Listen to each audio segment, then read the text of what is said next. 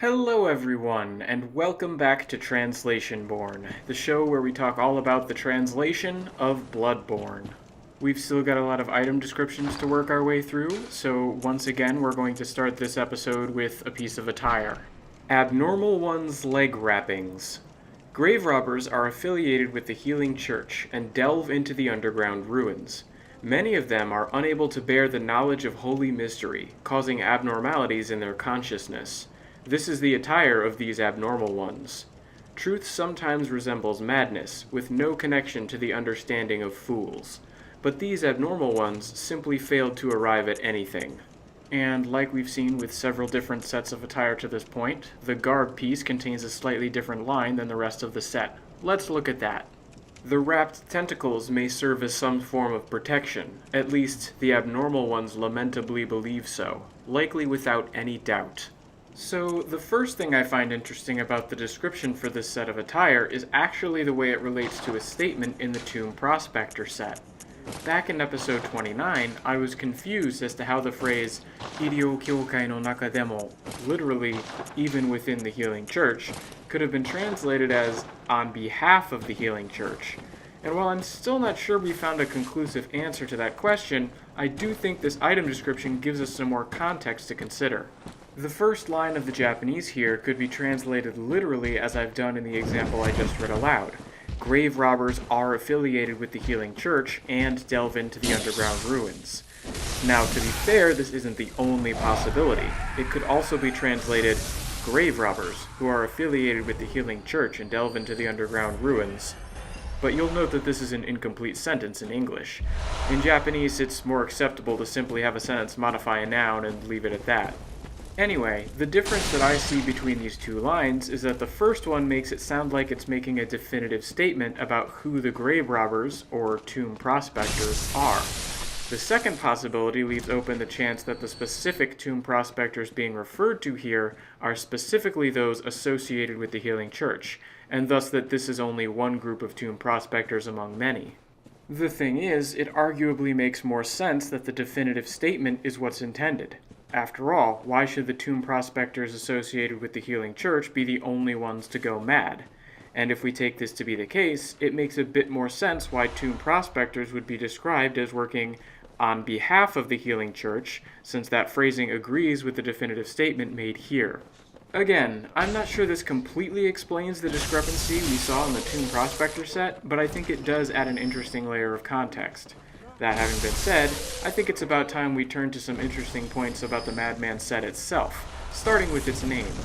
Literally, this might translate to something like the Abnormal Ones set, which you can see in the use of the Japanese characters that essentially boil down to meaning different, normal, and individual in that order. Of course, this naming scheme doesn't sound very natural, so I think it's wise that the translation seems to have honed in on the specific use of abnormal to mean mad in this case by looking at the final part of the first line, among other things, which refers to holy mystery causing abnormalities in consciousness.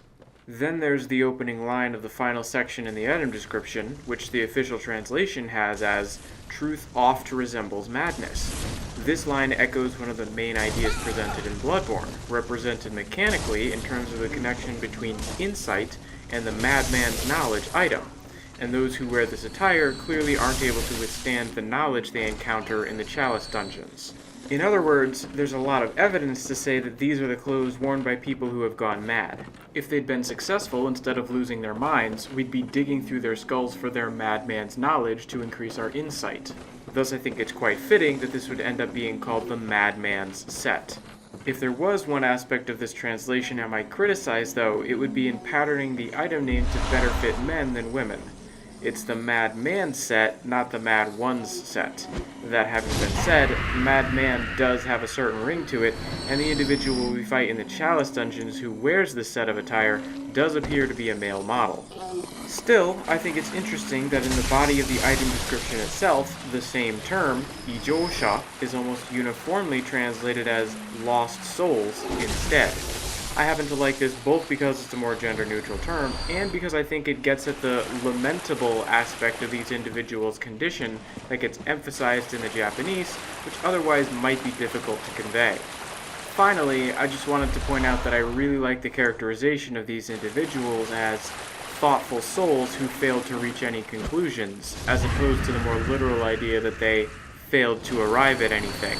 The ideas are essentially the same, but the way it's spelled out in the official English is a bit clearer. These are people who might have gained that knowledge that resembles madness, but couldn't handle it and wound up with simple insanity instead. Let's hope our own search for knowledge in this next item description turns out better. Beast's Howl. One of the forbidden hunter tools made by the hand of Izzy the Apostate. It is a medium that allows one to briefly borrow the power of a vile undead dark beast, causing things nearby to go flying with the howl of a beast that has physical force. Yet that piercing cry is emitted by the user's vocal cords. What is this thing that lurks within a human being? Alright, so there are a number of interesting translation choices we can see here, with what I think are some striking implications. The first is in the title given to the creator of this hunter tool, which in the official English is Irreverent Izzy. A more literal translation of the term in question, though, as you saw me use before, would be Izzy the Apostate.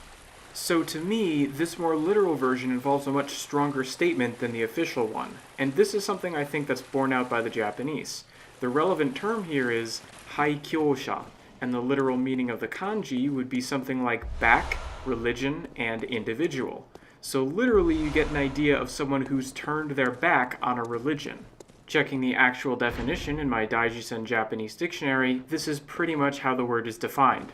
One who abandons a religious belief.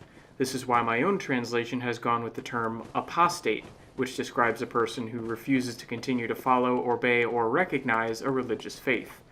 Irreverent, by contrast, merely describes someone who lacks proper respect or seriousness. To be fair, there is a bit of an overlap here, since obviously a person wouldn't take seriously or regard with reverence a doctrine they've abandoned, and Irreverent Izzy has a nice ring to it. The alliteration is pretty appealing. But even so, I'm not sure the official term here fully conveys the idea that Izzy likely was a believer in the faith of the Healing Church, who then came to reject its teachings. That brings me to the next translation choice I think is potentially misleading. You may have noticed in the initial comparison that when it comes to describing how this hunter tool works, there was a bit of a discrepancy between the literal and the official translation. Literally, the potential effect of the force is to cause things that are nearby to go flying, while the official version says you can blast surrounding foes back. So how does this item actually work?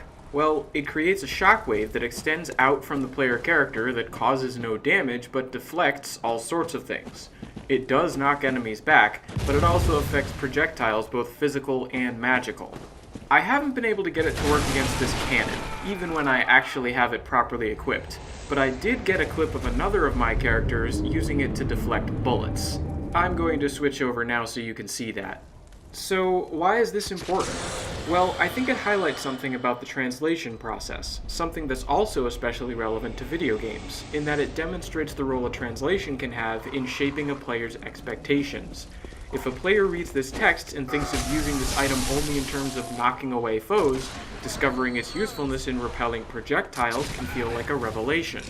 Alternatively, if a player reads about how this item can send things nearby flying, perhaps they'll be surprised at its effectiveness against foes. Or maybe they'll think of it first as being most useful against stationary objects, and be surprised at its wider range of applicability.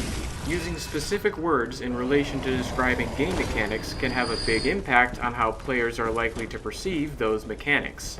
Not that translators are always able to play a game to fully understand those mechanics, but that's another issue.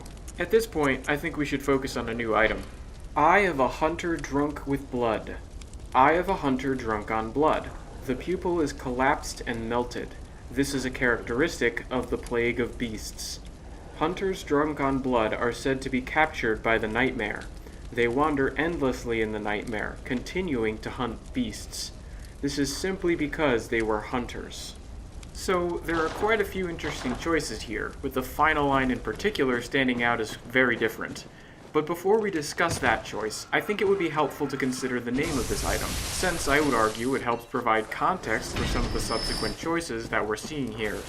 In and of itself, this translation choice is noticeable for how it's able to convey a good deal of information relatively concisely, in a way that sounds natural in English.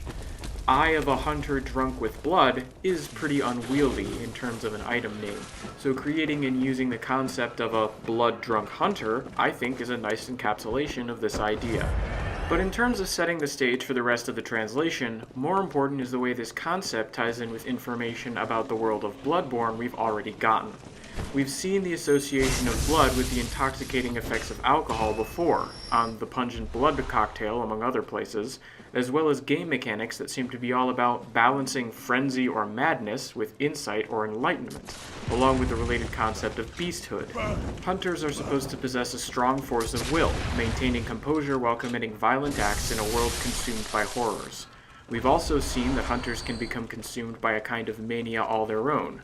Recall the description of the oil urn and its reference to hunters appearing intoxicated by the euphoria of purification. So what would happen if a hunter were to give in to the bloodlust? What if they became obsessed with the thrill of the hunt and lashed out so that they ended up as a little better than beasts themselves? This item seems to suggest the answer. They become drunk with blood, their pupils collapse, and they're marked with one of the telltale characteristics of the plague of beasts. This leads to an interesting question. Have they in fact succumbed to the plague of beasts? Is a blood-drunk hunter merely in the first throes of that illness? Well, the Japanese is worded in a theoretically non-committal way. Even the literal version I provided earlier is a bit more descriptive than the Japanese, because the phrase here could also be literally translated as, "This is a characteristic of the plague of beasts as well." In other words, this could be a sign that the blood-drunk hunter has the same illness and is now no more than a beast, or it could be taken to mean that it's another sickness that happens to have similar characteristics in the way it manifests. Either way, though, it's clear that there's supposed to be a parallel here between the plague of beasts and a blood-drunk hunter, which is perhaps why the official translation describes this as indicating the onset of the plague of beasts. So what we have here is an illness associated with being a hunter, and a fate that specifically awaits them, being drawn into the nightmare. Given the atmosphere of Bloodborne, then, going on to state that this is the fate that awaits every hunter, that the struggle to maintain one's humanity is doomed to failure, seems in line with the themes of the game. Still, I'd like to come back to this line after we've been able to explore the nightmare a bit ourselves. There's definitely a leap being made here, and I'd like a bit more context as to why it's being made. In the meantime, here's our next item. Electric Light Hunter Verification.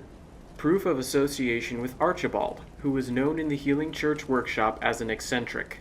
It's something he himself made. He was fascinated by the blue electric light that dark beasts blanket themselves in, and dedicated his life to artificially recreating them. In a way, this could be said to be very Bergenworth-like. So, there are a couple interesting translation choices here, but I'd like to focus on one that I think explains what looks a lot like a potential discrepancy early on.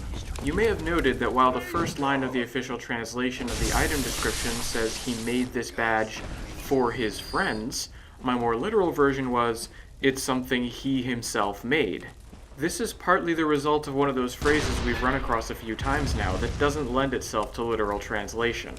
The relevant portion of the Japanese line being used here is the phrase katte ni.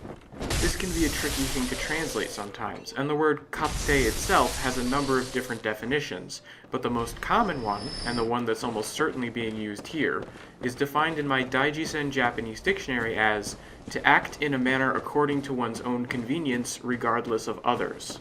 Now, this might still be a little confusing, so let me give you an example instead.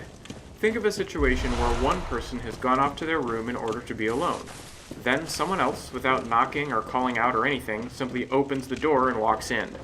The first person might then say something to the effect of, "Hey, you can't just walk into my room." And it's that idea of the second person not paying any mind to the first person's wishes and simply walking in that would probably get expressed using katte ni here if the phrase were being spoken in Japanese. Incidentally, you may note that in the example phrase I just gave, there isn't really one English word that neatly corresponds to the Japanese concept. If anything, it might be the just in, you can't just, but I think it does illustrate how tricky it can be sometimes to convey this phrase with a literal translation. For instance, using the same sense of just in the Spark Hunter badge description would give you, it's something that he, Archibald, just made. Hopefully, you now understand the term well enough to see what I mean there. Archibald made this badge on his own initiative, regardless of what the Healing Church may have thought. But I also hope you can see that simply writing proof of association with Archibald, who is known in the Healing Church workshop as an eccentric, it's something he just made, without any further context, would fail to get the proper message across. And this is where I think the idea of Archibald's friends come in. We know from an earlier portion of the Japanese that this item is literally proof of association with Archibald, and the term that I've rendered association could just as easily be translated friendship here instead. The original term is nakama, which is often translated as companion, friend, associate, and other similar terms.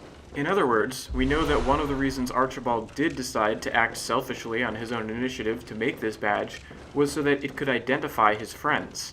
This explains why the official translation would read, badge crafted in secret by Archibald, the infamous eccentric of the Healing Church, for his friends.